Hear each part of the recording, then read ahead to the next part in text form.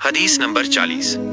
हजरत अबू हुरैरा रज़ी अल्लाह अन्हु से रिवायत है कि रसूलुल्लाह सल्लल्लाहु अलैहि वसल्लम ने फरमाया, तुम में से जब कोई अपने इस्लाम को उम्दा बना ले, यानी खुलूसे दिल से मुसलमान हो जाए, तो वो जो भी नेक काम करता है उसके बदले में उसके लिए 10 से 700 गुना तक नेकियां लिखी जाती हैं, और जो बुराई करता है वो उतनी ही लिखी जाती है जितनी उसने की। हदीस नंबर 41। हजरत आयशा रज़ी अल्लाह अन्हा से रिवायत है कि नबी करीम सल्लल्लाहु अलैहि वसल्लम जब सहाबा को किसी काम का हुक्म देते तो वो ऐसा काम होता जिसके करने की वो ताकत रखते थे। सहाबा ने अर्ज किया, या रसूल अल्लाह, हम आप जैसे नहीं हैं, अल्लाह तालीज़ ने आपके अगले पिछले तमाम गुनाह माफ कर दिए हैं, इसलिए हमें ज्यादा इबादत करनी चाहिए। इस पर आप सल्लल्लाहु अलैहि वसल्लम नाराज हुए, यहाँ तक कि गुस्सा आपके चेहरे से जाहिर होने लगा, और फरमाया, बेशक मैं तुम सबसे ज्यादा अल्लाह से डरने वाला और उसे तुम सबसे ज्यादा जानने वाला हूँ। हदीस नंबर 42।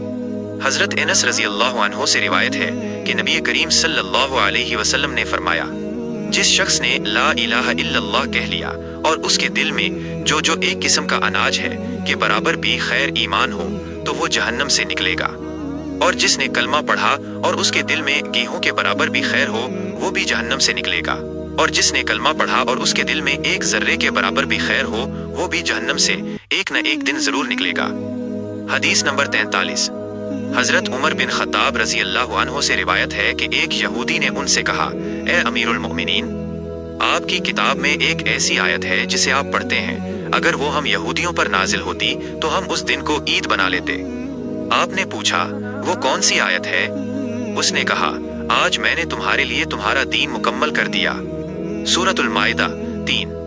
हजरत उमैन रा ने फरमाया, हमें उस दिन और इस जगह का बखूबी इल्म है जब ये नबी सल्लल्लाहु अलैहि वसल्लम पर नाजिल हुई। उस वक्त आप सल्लल्लाहु अलैहि वसल्लम अरफात में जुमे के दिन खड़े थे, यानी वो दिन हमारे लिए पहले ही ईद का दिन है।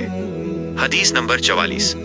हजरत बरा बिन आजिब रजी अल्लाह अन्हु से रिवायत है कि जब नबी करीम सल्लल्लाहु अलैहि वसल्लम मदीना तशरीफ लाए तो पहले अपने ननहाल अंसार के यहाँ ठहरे और 16 या 17 माह तक बैतुल मुकद्दस की तरफ रुख करके नमाज पढ़ते रहे। लेकिन आप सल्लल्लाहु अलैहि वसल्लम की ख्वाहिश थी कि आपका किबला बैतुल्लाह काबा की तरफ हो जाए। फिर जब काबा की तरफ पहली नमाज पढ़ी तो वो असर की नमाज थी। हदीस नंबर 45। ये हदीस नंबर 44 का ही तसलसल है। हजरत बेरे अल हीमेन ही से रिवायत है कि जब किबला तब्दील हुआ तो कुछ लोग नमाज पढ़कर निकले और एक दूसरी मस्जिद के लोगों के पास से गुजरे जो रुकू की हालत में थे। उन्होंने आवाज दी कि हम गवाही देते हैं कि हमने नबी सल्लल्लाहु अलैहि वसल्लम के साथ मक्का काबा की तरफ रुख करके नमाज पढ़ी है।